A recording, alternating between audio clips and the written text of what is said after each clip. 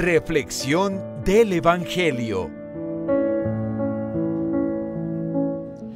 Gloria a ti, Señor Jesús. Queridos hermanos, acabamos de escuchar este texto del Evangelio de Mateo en el capítulo 17, versos 22 al 27. Se le acercan algunos y le dicen a Jesús: bueno, ¿tú no pagas el impuesto? O a los discípulos: ¿tu maestro no paga el impuesto? Y era un impuesto que se pagaba para el sostenimiento del templo de Jerusalén. Esa costumbre venía ya desde el profeta Nehemías, eso muchos siglos antes de Jesús. Pero era para eso, precisamente para mantener el culto en el templo, para mantener el templo en unas condiciones adecuadas para que se le pudiera rendir tributo a Dios, ¿verdad? Y entonces Jesús paga el impuesto. Los discípulos dicen sí, Él paga. Y Jesús le dice a Pedro de una manera misteriosa: ve al lago, saca de la boca del pez que va a salir una moneda y paga por los dos. Eso es un enigma. No sabemos exactamente a qué se puede deber esa comparación que hace Jesús. ¿Qué es lo importante del relato? Cuando Jesús le dice a Pedro: ¿quiénes son los que pagan, los hijos o los extranjeros? Y entonces Pedro dice: bueno, los hijos. Jesús mismo dice: bueno, ¿y el hijo que está aquí, cómo va a pagar por lo que es de la casa de su padre? Jesús está en el templo, ¿verdad? O tiene que pagar el impuesto para el templo, y el templo es la casa de Dios. Y si Dios es el padre de Jesús, Jesús no tendría que pagar, ¿verdad? Entonces Jesús dice: bueno, voy a pagar, pero como un ejemplo de que todos debemos aportar para que esto salga adelante. Me explico de una manera más clara en la práctica. ¿Cómo a nosotros nos ilumina eso hoy en nuestra vida de fe y en nuestra vida cotidiana? Si Jesús paga por el impuesto que es para el templo, y que en otra parte también Jesús le preguntan sobre el impuesto que tiene que pagar al Imperio Romano, lo que nos están diciendo es que Jesús era tan humano como tú y como yo. Era el Hijo de Dios, por supuesto, pero asumió la condición humana en todo lo que eso significa. Jesús en ningún momento se quiso zafar de sus responsabilidades religiosas ni de sus responsabilidades civiles. A veces nosotros creemos que por ser creyentes deberíamos estar eximidos de una cantidad de cosas, y no.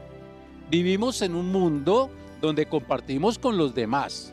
No nos construimos solos. Las sociedades necesitan un orden determinado que nos permita funcionar armónicamente, con unos mínimos que garanticen el bien para todos. Y por eso tenemos unos deberes, no solo los derechos. Yo creo que tenemos derechos básicos, fundamentales, que tienen que ver con nuestra dignidad humana. Pero a veces nos refugiamos demasiado en los derechos y nos olvidamos de las obligaciones, ¿verdad? Entonces hay unos deberes comunitarios, hay unos deberes sociales y unos deberes religiosos. Ahí es donde tenemos que preguntarnos: bueno, ¿cómo funcionamos en el mundo como ciudadanos? ¿Cómo nos comportamos? ¿Cumplimos las normas establecidas para el bien de todos? Pongamos ejemplos simples. Cuando vamos por la calle, ¿cómo nos comportamos frente a las normas de tránsito? Tanto si vamos como peatones o si vamos manejando un vehículo. ¿Cuál es nuestro comportamiento? ¿Entendemos que un semáforo está puesto con unas luces determinadas para que nosotros cuidemos de nosotros y de los demás?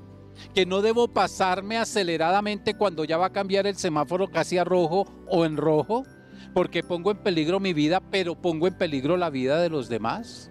Entiendo que las cebras o las rayas blancas puestas en las esquinas o en determinados puntos son para darle prelación al peatón y no para pasarme así la gente esté esperando pasar. Y así nos sucede en diferentes aspectos de la vida.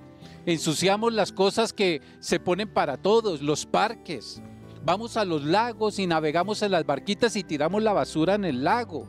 Arrancamos las plantas, destruimos las luces. Es decir, hay comportamientos que se contradicen con nuestra condición de fe. Eso tiene que ver con la fe. Porque aquel que dice seguir a Jesús debe tener un comportamiento civil adecuado, decente, honesto y para el bien de todos. Eso es muy importante. Ahí podemos revisar muchos otros aspectos de nuestra vida civil donde queremos pasar por alto muchas normas y ahí el Señor nos dice, cuidadito porque ese ejemplo yo no se los he dado a ustedes. Y segundo, ¿cómo estamos nosotros en nuestros deberes respecto a nuestra vida de fe?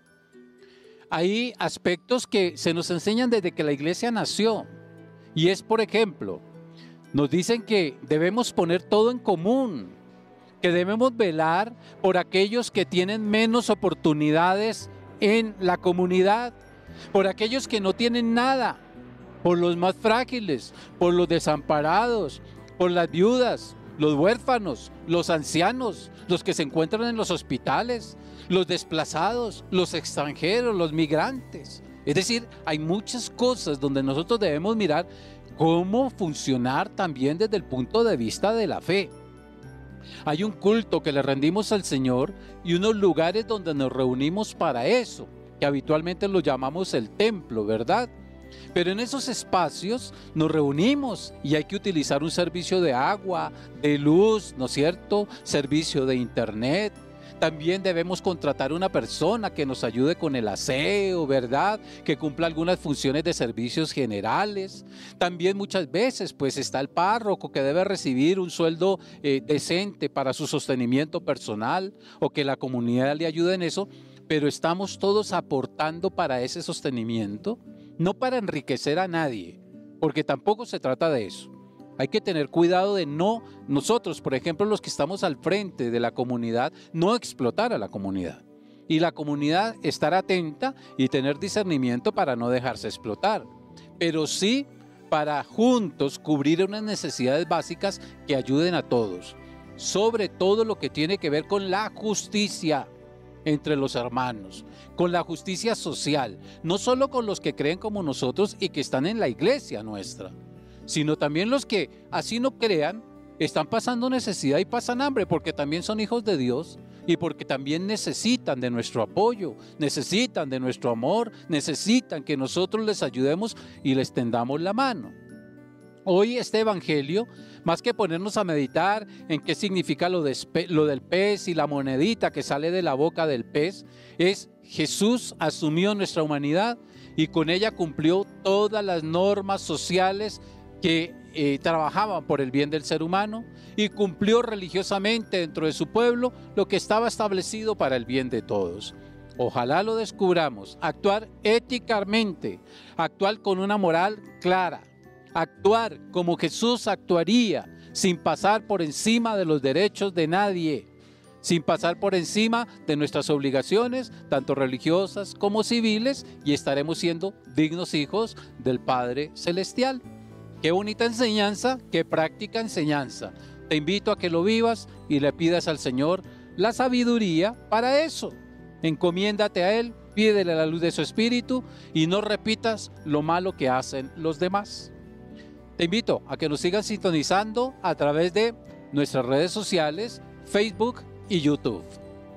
Que el Señor te bendiga en el nombre del Padre y del Hijo y del Espíritu Santo. Amén.